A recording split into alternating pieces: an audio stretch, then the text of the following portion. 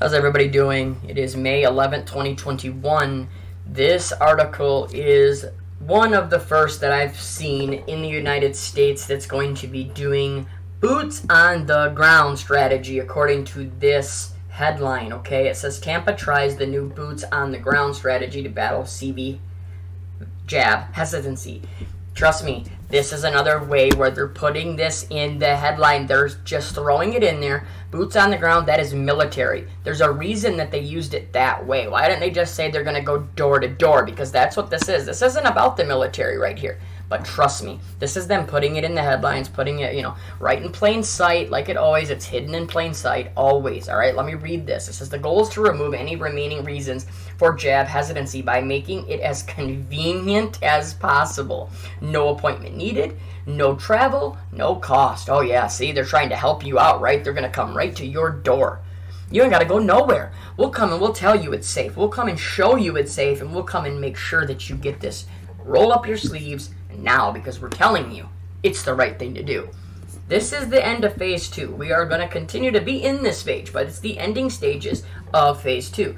I mean, we're right in the middle of it, but I'm just saying these are the starts of the end, where they're already starting to come door to door, because all they're doing is trying to do everything persuasion, right? Phase 1, they got everybody that was willing. All the ones that were scared, they ran and got their own jabs themselves, right?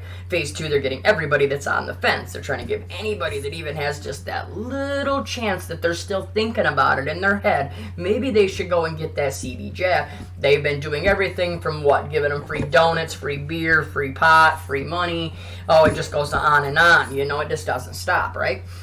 That is going to continue, okay? But then we're going to get into the end of phase 2, which is where they're just going to reach a point where they know they cannot persuade people like you and I, right? So then phase 3 comes, and that was when they will be coming to door, place to place, city to city, state to state, country to country, all right? And when they do that, it will be this, boots on the ground. I'm telling you, they put this stuff in the headlines like this that's just how they do it. Just like I showed you 2 days ago, when they talk about Dr. F saying we need to chip in, in quotations, to help India. Yeah, well, I'm pretty sure we knew what chip in meant. We're not going to get into it too much, but I'll read a little bit of this. I'm going to keep this video really short. It says Tampa, Florida. To battle jab hesitancy, Tampa Fire and Rescue is teaming up with public health experts, like always, and volunteers from USF to make getting the CV19 shot as convenient as possible, going door to door to offer supplies and information that could be a lifesaver. This is the first one that we are actually attempting to do this boots on the ground outreach, says Riley Tuff with Tampa Fire Rescue. He says, you could call it the next generation of jabbing. Wow, right? Think this isn't a start? Think this isn't a test? That's a test. Volunteers with the USF Community Emergency Response Team brought word of CV19 jabs directly to the Palmetto Beach neighborhood near Port Tampa Bay. It says, working with the state, they'd set up a jab site near DeSoto Park, which is walking distance away from most in the small community, and then went door to door letting people know they could come and get it. It's right here. It's free, Someone being at your door and talking to you in a face-to-face leaves a better impact than just some digital messages. Oh, I bet you it does, because they're going to be very stern about this, I would imagine, especially for people that say, I don't want this. I guarantee you it will be a very stern talking. The further we get into this, they'll be nice at the beginning, but trust me, it will definitely escalate. The fire department also distributed bags filled with safety gear to help folks shelter in place in the event of a storm or industrial accident nearby Port Tampa Bay. I'm going to get into this. I was telling you at the end of my other video earlier that there is a massive storm that's coming over by India, okay?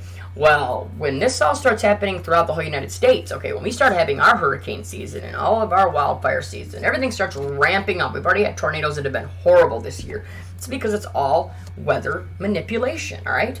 But when it starts happening, I have been talking about this for the last probably about the last year and a half, talking about how they are going to use the shelters to divide us and, to push you into areas that you're going to be in, all right? Well, what is going to happen is this right here. I will show you this real quick. It says, SWFL refreshes the pandemic-era hurricane shelter guidelines. Another mid-pandemic hurricane season is approaching, and now the challenge is how to place people who have been jabbed with those who have not in hurricane shelters.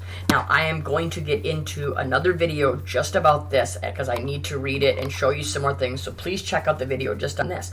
But they're going to separate you. They're going to use these storms, okay? They're going to use those storms to be able to weed out the ones that do not want to get jabbed, because if they put a Category 5 run down your door, right? If they set the storm up perfectly, and you have nowhere to go, and they do what? The mandatory evacuations, right? Not where they tell you you can leave, or you might have to leave. No, the ones where they say you have to get out, right? And people all go, they're terrified, they get forced out of their homes.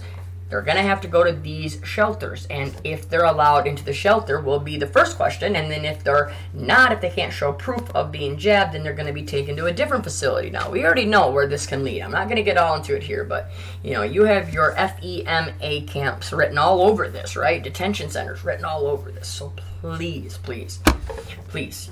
So all I'm asking is to share this information here. I'm going to leave this here. I wanted to keep this one short.